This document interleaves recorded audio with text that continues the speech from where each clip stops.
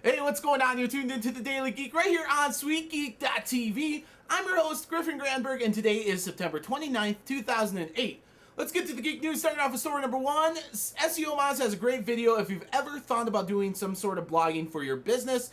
It has tips for corporate blogging, and I think you should check it out. I'm including a link to it on our interesting link section on our main site, SweetGeek.tv. Let's move on to story number two. Motorola is growing their Android team from 50 people to 350 people. You know who else is looking at the Android platform? Nokia.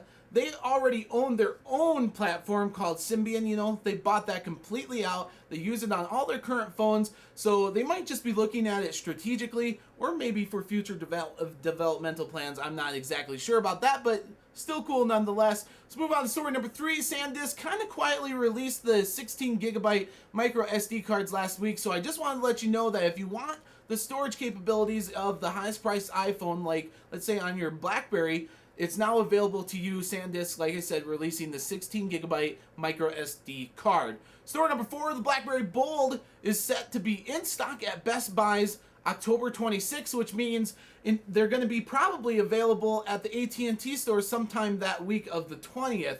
But of course, this is just another rumor, but maybe one that is actually true from Boy Genius Report.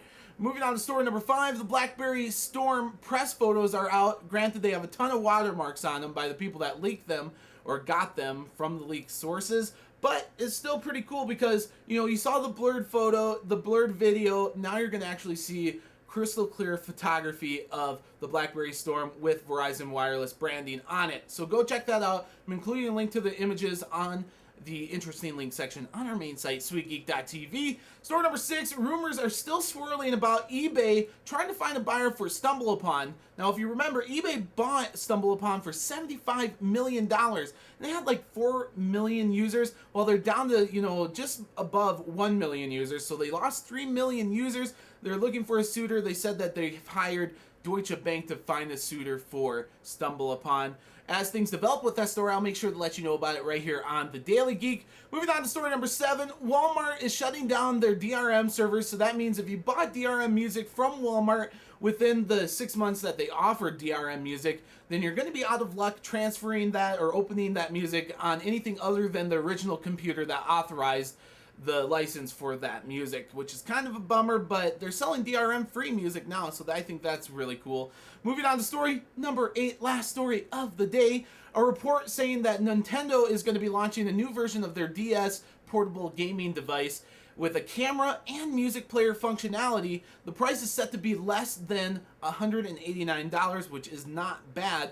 Of course, it's going to be first available in Japan and then worldwide sometime thereafter. And as we know, if that really solidifies in some release dates, I'll make sure to let you know about it right here on the Daily Geek. And that is the Geek News for September 29th, 2008. I'm your host, Griffin for the Daily Geek on SweetGeek.tv, and I'll catch you right back here tomorrow.